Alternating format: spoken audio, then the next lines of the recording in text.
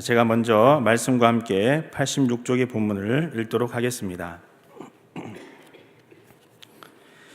하박국 선지자는 당시 유다의 도덕적 타락과 영적 간음의 실상을 목도하면서 하나님께 절박하게 호소하며 질문했습니다. 왜 유다의 죄악을 벌하지 아니하시고 묵인하시느냐는 첫 번째 질문에 하나님은 바벨론을 사용하시어 유다를 심판하시겠다 답하십니다. 두 번째로 하박국은 유다가 심판받는 것은 이의가 없으나 왜 하필이면 악한 바벨론 제국을 들어 심판하시느냐고 항변합니다. 유다의 패역함도 문제지만 유다보다 훨씬 더 악한 바벨론 제국이 동족을 심판하는 것에 대해서 하박국은 잘 이해하지 못합니다. 여러분, 하박국서는 전체적으로 3장으로 구성되어 있습니다.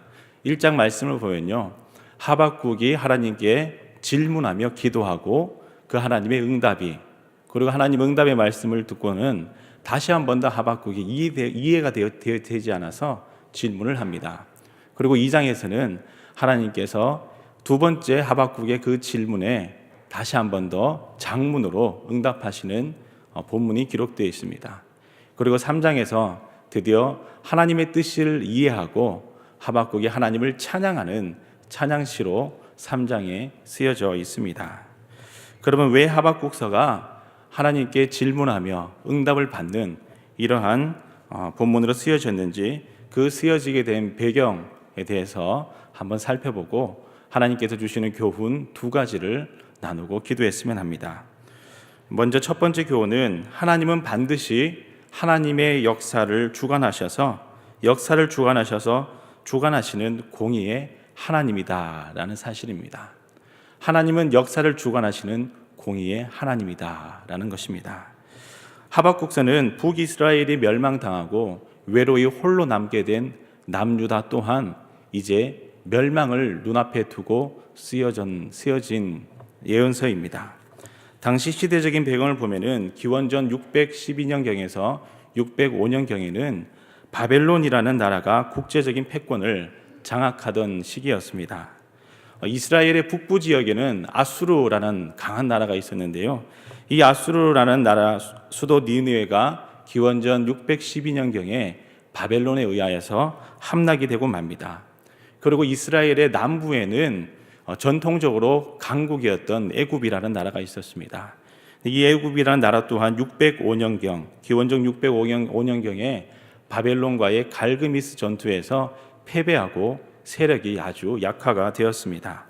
이런 강대국들 간의 전쟁의 한 중간에서 늘 불안에 떨었던 남유다는 북이스라엘의 멸망을 목도하고 이제 우리 또한 멸망을 눈앞에 보고 있는 것이구나, 이렇게 늘 하루하루 불안에 살아가고 있을 때였습니다. 이 당시 16대 왕이었던 남유다의 요시야 왕은 하나님 앞에 더 엎드리고 기도했어야 함에도 불구하고 그는 북쪽에 있는 그 아수르가 강하기 때문에 우리가 아수르를 한번 의지해보자 하여서 그 아수르를 섬기기 시작하였습니다. 그리고 남부 지역에 있던 애굽 왕인 바로 누고가 아수르를 치기 위해서 진군을 하였습니다. 근데 이 요시야 왕이 아수르를 도와준다고 그 애굽 왕을 막고 무기토에서 전쟁을 하기 시작하지요. 이때에 16대 왕이었던 남유다의 요시야 왕은 이 전쟁에서 전사하고 맙니다. 그리고 백성들은 17대 왕으로 요시야 왕이었던 그 아들 여호아스를 왕으로 세웁니다. 애굽의 바로 누고가 남유다를 이제 쳤으니까 너희가 어찌하여 너희 마음대로 너희의 왕을 세우느냐, 내가 왕을 세우겠다 하여서 여호아스 왕을 폐위를 시켜버립니다. 그리고 18대 왕으로 엘리야김이라는 왕을 세우는데요, 이제 남유다는 애굽의 손아래에 있는 것이다, 너희는 나의 꼭두가시다, 내가 하라는 대로 해야 된다 라고 하는 이 애굽의 힘을 보여주기 위해서 엘리야김의 이름을 바꾸어 버리죠. 그래서 요야김이라는 왕이 됩니다. 그런데 이런 남유다를 향한 애굽의 영향력은 그렇게 오래가지 못하였습니다. 아수르를 곧 침공하여서 바벨론이 아수르의 느느웨를 함락하고 기원전 605년경에는 애굽과도 전쟁에서 크게 이겼던 것입니다. 그때 남유다의 18대 왕이었던 이 여호야김 왕이 바로 애굽의 바로 느고가 세운 이 왕이 바벨론의 왕에 의하여서 다시금 쇠사슬로 포로로 끌려가게 되는 사건이 일어납니다. 이 당시 때에 남유다의 귀족들과 많은 주요 인사들과 백성들이 바벨론으로 포로로 끌려가지요. 이 사건이 1차 바벨론 침공과 포로 사건이었습니다. 이러한 정치, 외교, 경제, 국방 이 모든 전 분야에서 남유다가 혼란과 위기를 경험하는 가운데에 통치자들과 지도자들이 선택하였던 것은 강대국의 틈바구니에서 더 힘 있는 나라를 의지하고 조공을 바치는 것이었습니다. 여러분, 하나님께 더 엎드리고 기도했음에 함에도 불구하고 하나님을 더 바라보지 않고 힘 있는 나라를 더 바라보았던 남유다가 선택했던 것은요, 더 많은 조공을 바치기 위하여서 가난한 자들의 것을 착취하고 백성들을 억압하는 정책을 폈던 것입니다.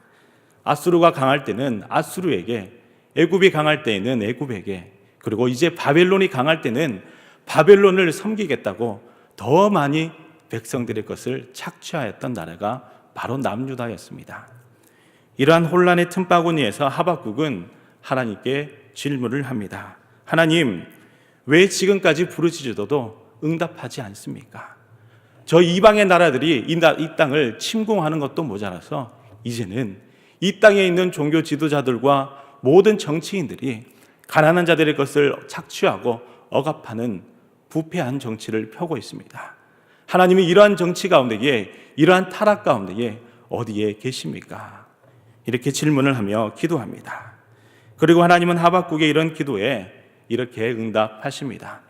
다 함께 하박국 1장 5절 말씀을 함께 읽겠습니다. 시작. 여호와께서 이르시되 너희는 여러 나라를 보고 또 보고 놀라고 또 놀랄지어다. 너희의 생전에 내가 한 가지 일을 행할 것이라. 누가 너희에게 말할지라도 너희가 믿지 아니하리라. 아멘. 그토록 기다리던 하나님의 응답이 하박국에게 임한 것입니다. 그런데 5절 후반부를 보면요, 내가 이렇게 하리라 라고 했는데도 불구하고 너희들은 믿지 아니하리라 라고 말씀하고 있습니다. 특히 6절 말씀 후반부를 보면 갈대아 사람을 일으켰다라는 문구가 있습니다. 여기서 이 갈대아 사람이 바로 바벨론을 의미합니다. 한마디로 바벨론이 아수르를 제패하고 애굽을 이기고 남유다를 침공할 수 있었던 이유는, 이런 힘 있는 강국이 되었던 이유는 하나님의 손아래에 있었기 때문이다라는 것이죠. 하나님께서 이 갈대아 사람을 이렇게 세우지 아니하셨다면 이 바벨론이 이런 힘 있는 나라가 될 수 없었다라는 것입니다. 그런데 남유다가 강대국에 빌붙어서 사람의 힘을 의지하고 그들이 섬기는 신을 받아들이고 숭배하는 이런 타락한 신앙을 바로잡기 위해서 하나님은 아수르를, 애굽을 치도록 이 바벨론을 선택하셨다라는 것이죠. 그리고 남유다가 이제는 바벨론이 강하니까 그 바벨론 편을 한번 들어보고자 하였지만은 오히려 하나님은 이 바벨론을 통하여 남유다를 심판하시고 멸망하도록 하셨다라는 것입니다. 여기서 우리가 알 수 있는 중요한 교훈은 하나님은 반드시 역사를 주관하시는 공의의 하나님이다라는 사실입니다. 하나님을 바라보고 하나님을 믿고 역사를 주관하시는 공의의 하나님, 그 하나님 앞에 엎드릴 때에 하나님은 반드시 그 사람의 행위를 보시고 심판하시는 하나님, 선악과의 모든 것을 구분하시는 하나님이시다라는 사실입니다. 그 하나님께 하나님의 공의와 정의를 물었던 하박국은 이렇게 하박국에게 하나님은 반드시 이 땅의 모든 부정한 것들을 심판하시겠다 응답하신 것입니다. 여기서 우리가 가져야 할 중요한 마음가짐은 오늘도 하나님은 역사를 주관하시는 공의의 하나님이라는 사실을 기억하고 끝까지 그 하나님만을 바라보며 기도해야 하는 것인 줄 믿습니다. 이 땅에, 이 나라에 어려운 일들이 참으로 많습니다. 여러분들의 삶의 자리 가운데도 어려운 일들이 참으로 많을 것입니다. 그럴 때일수록 더욱더 하나님만을 바라보시고 사람의 힘과 지혜가 아닌 하나님의 뜻을 구하는, 그리고 그 뜻대로 순종하는 여러분들 모두가 되시기를 간절히 소망합니다. 다음으로 두 번째 교훈은 기도할 때 가장 먼저 하나님의 뜻을 깨달을 수 있는 지혜를 구해야 하는 것입니다. 하나님의 뜻을 깨달을 수 있는 지혜를 구할 때에 하나님의 뜻이 무엇인지 이해하고 하나님을 찬양할 수 있기 때문입니다. 다 함께 13절 말씀을 읽겠습니다. 13절의 말씀입니다. 시작. 주께서는 눈이 정결하심으로 악을 참아 보지 못하시며 폐역을 참아 보지 못하시거늘 어찌하여 거짓된 자들을 방관하시며 악인이 자기보다 의로운 사람을 삼키는데도 잠잠하시나이까. 아멘. 하박국은 드디어 하나님께서 응답하셔서 참으로 기뻤습니다. 그런데 하나님의 응답하심을 가만히 생각해 보니까요, 자신이 이전에 생각하던 하나님의 응답과는 다른 응답이었습니다. 하나님은 남유다에서 다윗과 같은 힘 있는 한 의인이 서기를 일어서거나 주변 나라들 중에서 하나님의 공의와 정의를 잘 따르는 선한 나라들이 일어날 줄 알았습니다. 그런데 하박국이 알던 바벨론은 그런 나라가 아니었습니다. 오히려 남유다보다 악하면 악하였지 절대 선한 나라는 아니다라는 것이 하박국의 생각이었습니다. 그래서 하박국은 13절에서 악인이 자기보다 의로운 사람을 삼키는데도 어찌 잠잠하십니까? 이렇게 하나님께 반문하며 질문을 하였던 것입니다. 그러나 2장에서 하나님은 다시 이렇게 응답하십니다. 여러분, 특별히 4절 말씀을 보면요, 하나님께서 말씀하실 때 보라 그의 마음이 교만하며 그 속에서 정직하지 못하나 의인은 그의 믿음으로 말미암아 살리라. 하나님은 하박국을 보시면서 의인은 믿음으로 살아야 한다, 이렇게 말씀하십니다. 이 말은 하박국아, 내가 의인이라고 생각하느냐? 그러면 나를 믿어라. 내가 생각하는 그것을 나도 다 알고 있단다. 그러니 너에게 있어야 할 것은 지금 나를 향한 믿음, 이 믿음뿐이다.